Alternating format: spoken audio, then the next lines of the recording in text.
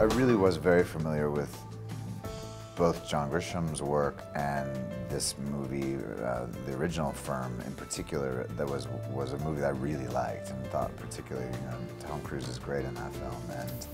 and that I felt like the idea of taking a story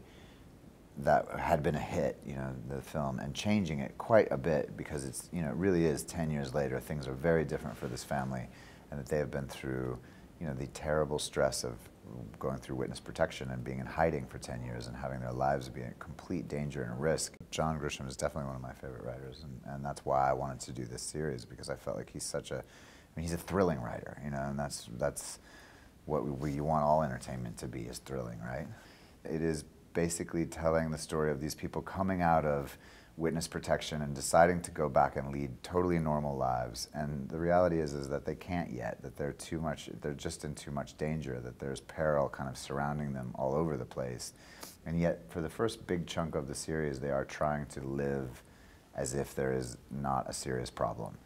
And that what happens is that the thriller elements of the show are told in a very interesting way, where you see the future in the beginning and end of every episode, so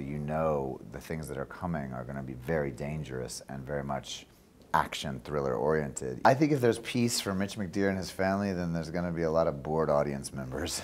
I think, he's inherently a guy who gets in a lot of trouble because he's trying to do the right thing all the time, but the trouble he's created for himself because of the first story and getting involved in the mafia has just made his life too fraught with danger.